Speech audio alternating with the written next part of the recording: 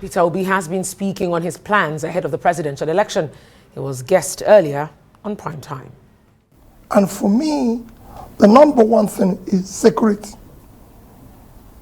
Security today is impacting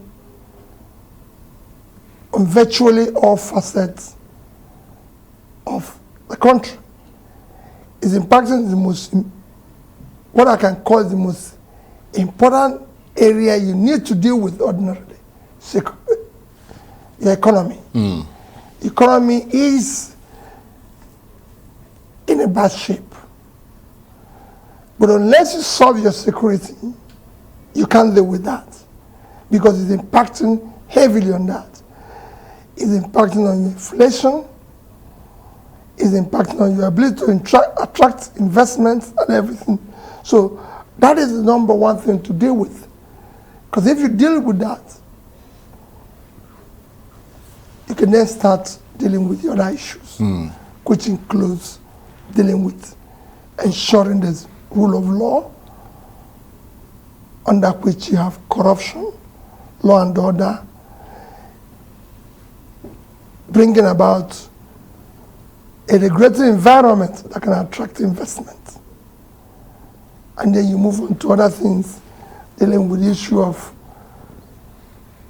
human capital, issue of some physical infrastructure like power and everything. So security, top of your in tray. Number one. But obviously, as you said, a very dark cloud hanging over this country with regard to insecurity in general, kidnapping, banditry in particular. How would you go about actually lifting that dark cloud? Well, I've said it repeatedly. You need to be decisive. It is not impossible. There's quite a number of things which I can't disclose here, that you need to put in place. Well, that's really what we want to talk about, isn't it? But among them, yes, is multi-level policing, from local government to state to national. Looking at reviewing the entire security infrastructure, security architecture. You need to deal with this. Be able to have appropriate manpower, appropriate equipment, training, support, motivation. There's quite a number of things. And I can tell you, it's something that I study every single day. I've met various arms of our security system, do a detailed study, compared with other nations of the world, and imagining what to do.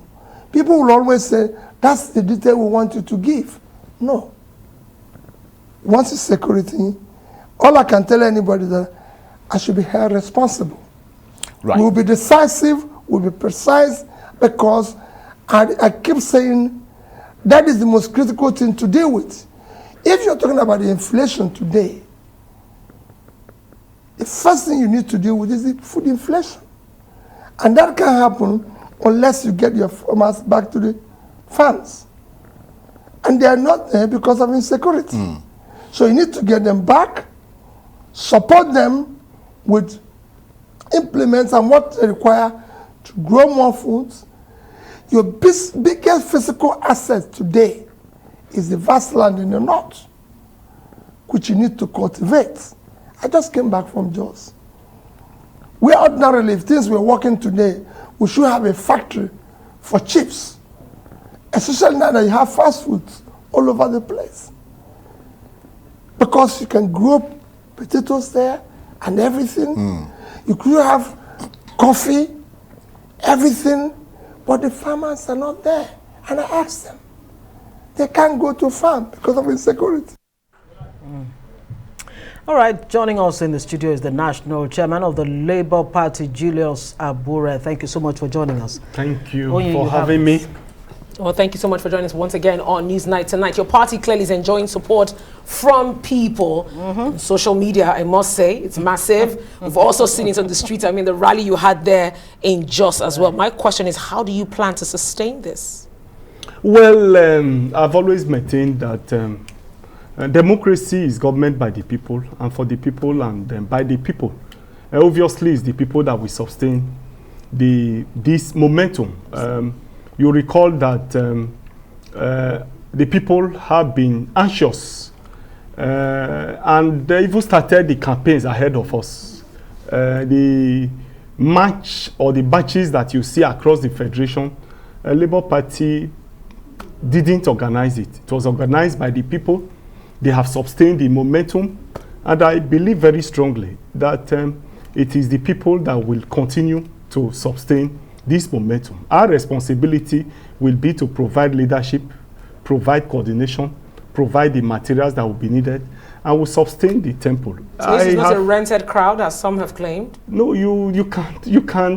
Labour Party even don't have money to rent crowds. You can see that the challenges we have been having in the country and with our political parties is that money bags actually take charge and take control of the other political parties that we have seen. And that's why they dictate the tune. And as the popular saying will go, he who plays the piper dictates the tune. And that's why in other political parties, you have a position of candidates. Somebody sits somewhere and dictates who and who are going for what in those political parties. And our party have been agitating that these narratives needs to change. That if we must get it right in the country, it must start by the political party itself in having internal party democracy. And you can't have internal party democracy where money bags control the political party. Today in Labour Party, no one man can say that he is the one bankrolling the activities of the Labour Party. So Nigerians are gradually gravitating towards owning the Labour Party. And that's why you see the mass movement everywhere. Labour Party don't have money to. Look at the crowd you saw in Jos. Look at the one you saw in Ebonyi. Name them. We have no money to rent such crowds. So it is people driven, it is people oriented, and this has been our dream for Nigeria, to have a political party that will be for the people, that the people can truly call their own. It is only when the people has a say in the affairs of political party that the people can truly and really hold their leaders accountable. And right, that sounds very, very good. Of course, what you're saying, I mean, many people have raised the issue of the question of, the fact that the Labour Party hardly has any structures. And it is clear that to win a presidential election in Nigeria, you actually must, win and at least 9,000 party branches. But from all indication, all we're seeing, it seems just like you've said, the people are in the driving seat, as far as this is concerned. But we heard Peter Obi moments ago. He was on prime time here on Rise News, and Charles Enyogolu was trying to get him to be specific, to be clear on the issues. I mean, the campaigns have started in earnest today, but it seems Nigerians are still yearning to hear these details. In the area of security, for example, yes, he talked about it, but how will he assuage the non-state actors, for example, who take up arms against Nigeria? How is he going to deal with IPOB and all the other non-state actors? How will he deal specifically with Boko Haram and even the Yoruba agitators? Well, what is the plan? Like the Constitution says, Section 14 of the 1999 Constitution is clear that the principal purpose of government shall be the provision of security and welfare for the citizens. That being said, it means that any government that is unable to secure lives and property has failed that issue, and that's what we have seen in the past few years, where people's lives are not secured. And so for us in Labour Party, it is key. Security is key, like the presidential candidate has said. Labour Party believes that the insecurity you have in the country is a byproduct of poverty, hunger, and unemployment. And we therefore believe that if you deal with the issue of hunger, if you deal with the issue of poverty, if you deal with the issue of unemployment, you will have largely taken care of the high level of insecurity that you have in the land. But the point Peter Obi made in that chat was, look, you need to fix insecurity first for you to have, fix agriculture, fix every other area. Yes. He seems to be taking it from the angle of fix security first, but you are saying, tackle unemployment, tackle all of these other issues, then security will be addressed. They are all intertwined. Right. They are intertwined together. You can actually drive them simultaneously. You won't say because you are fixing security, you leave other issues unattended to. You must deal with them simultaneously. Immediately, we need to immediately be fixing the issue of security, no doubt about it, like he said, dealing with the issue of police, restructuring of the police and all of that through infrastructure and so on and so forth. And then, as you are doing that, you must also take into account simultaneously in dealing with the issue of the economy. You must also be dealing with the issue of minding the mind of the people, because Nigerians, in fairness, also need reorientation of the mind of the people. You have to reprogram the mind of the people who already have the mindset of carrying out crime and criminality. It's not going to be easy, but it's doable, it's attainable, and they can actually deal with them simultaneously. Now, insecurity is a major bane in Nigeria today. We've seen the kind of support and the followership that your party has on social media, I repeat. But then we understand that the victims of most of these attacks in Nigeria live in our very rural areas. There are many reports, that do not come to the fore. Mm-hmm. They are not aware of who's running and who isn't. They're just aware of the parties that exist as it is. The parties come forward to show a strong force, in this electoral process. What is your party doing to reach those class of people? What is your party doing to reach the remote parts of Nigeria where people are being killed? Well, in the past few months, we have established the party very firmly at the rural level. We have ensured that the party structure is strong at that level, okay. Because we believe that politics is local, and we leverage on the fact that we enjoy mass support from the people. And as a political administrator, it would be inappropriate not to take advantage of that. So what are they saying about your strategy to tackle the insecurity that has bedeviled their own community? The people believe that the Labour Party has the capacity and what it takes to be able to redirect the affairs of the country. Yeah, but do you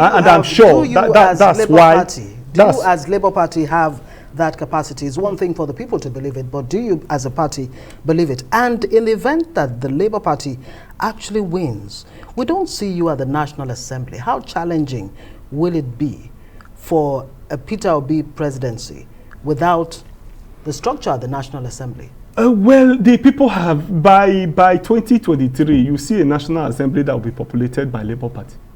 We have senatorial candidates, House of Rep candidates who are contesting in their various constituencies, and will form government come 2023. I'm very confident about that. So you're not just pushing the Peter Obi, you're also it's not just about Peter Obi. It's about other candidates of the party. It's just that Peter Obi is the presidential candidate, and obviously he's one of the major players, and then he is at the focus, right, at the national level. But at the sub level, we have people on ground who it must be said that Peter Obi has a rock star image out there, and one wonders, in the event that he doesn't win, how do you rein in the Peter Obi supporters? In 30 seconds, if you can, before we let you go. Well, I don't want to entertain the fear that we are not going to win. We are going to win, and Nigerians are determined to make a change. If you read the mood of the country today, every Nigerian, every reasonable Nigerian wants change. All right. And I'm sure that. Well, thank you so much. We've been speaking to the national chairman of the Labour Party, Julius Abure.